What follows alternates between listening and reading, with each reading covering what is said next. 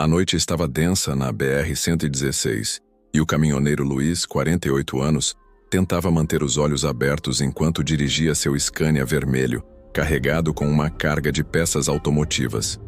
Ele já estava na estrada há 14 horas, vindo de São Paulo com destino a Porto Alegre, e o cansaço pesava como um saco de cimento nos ombros. A BR-116, uma das rodovias mais movimentadas do Brasil, também tinha sua fama sombria, principalmente no trecho entre Curitiba e a divisa com Santa Catarina, onde acidentes eram comuns e histórias de assombrações circulavam entre os motoristas nos pontos de parada. Luiz era um cara prático, daqueles que não acreditavam em lorotas. Lenda é coisa para assustar novato, ele sempre dizia, rindo, enquanto tomava um café preto no copo de alumínio que levava na boleia. Mas naquela noite algo no ar parecia diferente. O rádio CB, que normalmente chiava com as conversas de outros caminhoneiros, estava estranhamente silencioso. Luiz tentou contato. Ô base, alguém na escuta? Tô no quilômetro 130 descendo pro sul. Alguém aí? Nada, só estática. Ele deu de ombros e aumentou o volume do rádio AM, onde uma música sertaneja antiga tocava baixinho, misturada com interferências. O relógio marcava 1h da manhã e a neblina começava a engrossar, reduzindo a visibilidade a poucos metros. Luiz ligou os faróis de milha, mas a luz parecia ser engolida pela bruma. Ele estava no quilômetro 120, um trecho isolado, com mata fechada dos dois lados da rodovia. Foi aí que ele viu algo que fez seu estômago gelar. Uma figura parada no meio da pista, a uns 50 metros à frente. Era um homem, ou pelo menos parecia ser, vestido com um uniforme de caminhoneiro antigo, daqueles dos anos 70, com calça-boca de sino e uma camisa desbotada. O rosto dele não dava para ver direito por causa da neblina, mas ele estava de pé, imóvel como se esperasse por Luiz. Que diabos é isso? Luiz murmurou, desacelerando o caminhão. Ele buzinou, o som ecoando pela estrada deserta. Mas o homem não se mexeu. Luiz hesitou. Podia ser um pedestre perdido, ou alguém precisando de ajuda, mas algo naquela figura não parecia certo. Ele parou o caminhão a uns 20 metros do homem e abriu a janela, gritando: "Ô amigo, sai da pista! Tá louco de ficar aí no meio da estrada?" Nenhuma resposta. O homem apenas levantou a cabeça e Luiz juro que viu 2 pontos brilhando onde deveriam estar os olhos, como se fossem faróis pequenos, mas sem luz de verdade. O coração de Luiz disparou e ele fechou a janela rápido, engatando a primeira marcha para acelerar. Mas antes que pudesse sair, o rádio CB chiou alto e uma voz rouca, quase um sussurro, falou: "Você não devia ter parado, Luiz." Ele congelou.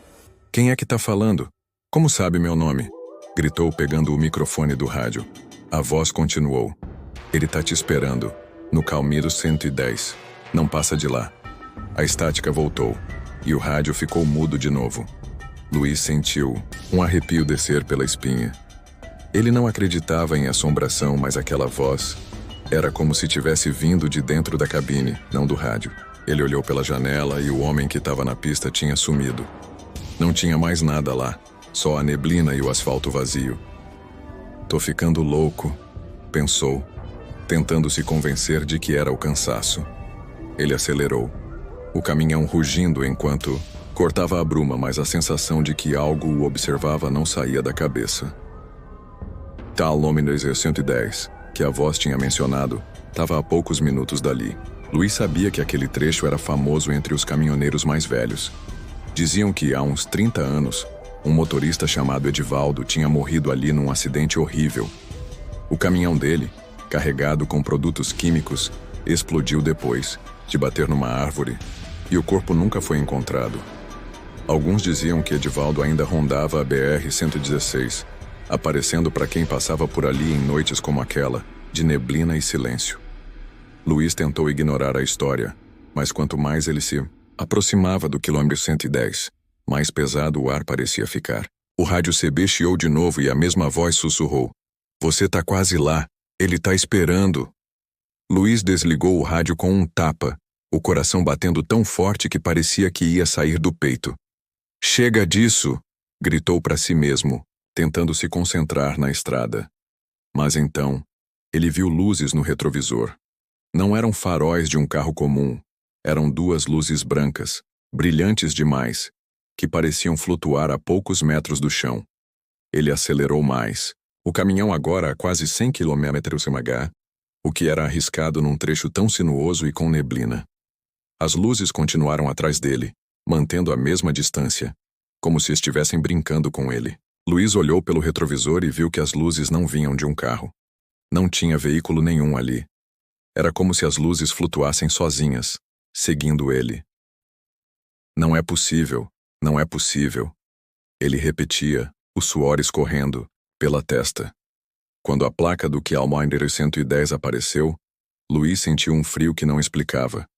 O caminhão começou a falhar, o motor engasgando como se tivesse algo errado com o combustível. Ele tentou manter o controle, mas o volante parecia pesado, quase como se algo o estivesse puxando para o lado. Foi aí que ele viu pela janela do lado direito a mesma figura de antes, o homem de uniforme antigo, andando na beira da estrada. Só que agora Luiz viu o rosto dele. Ou melhor, o que deveria ser um rosto. Era uma caveira, com os olhos brilhando, como brasas, e a boca aberta num grito silencioso.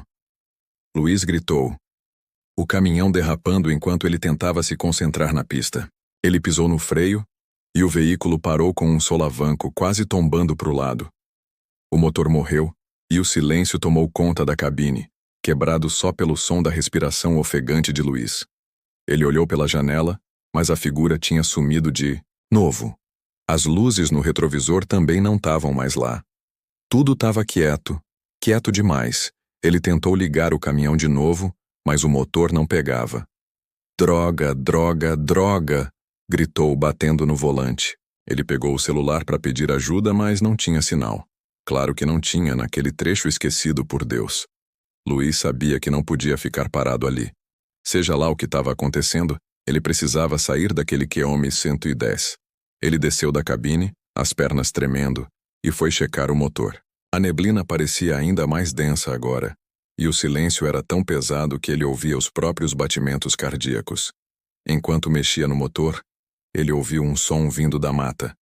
Era um barulho baixo, como um gemido, seguido de passos arrastando, no chão. Luiz pegou a lanterna que levava na cintura e apontou para o lado da estrada, mas a luz não conseguia atravessar a neblina. Quem tá aí? Mostra a cara! Gritou, a voz falhando de medo. O gemido ficou mais alto, e Luiz viu uma sombra se mexendo entre as árvores, alta e desengonçada, como se não fosse humana. Ele correu de volta para a cabine, trancando a porta, e tentou o motor de novo. Dessa vez, o caminhão pegou, e Luiz não. Pensou duas vezes. Engatou a marcha e acelerou sem olhar para trás. Mas o terror não tinha acabado. A poucos quilômetros dali, no Kilometer 105, o rádio CB ligou sozinho. A voz voltou, agora mais clara, quase como se estivesse dentro da cabine. Você não escapou, Luiz. Ele ainda está com você.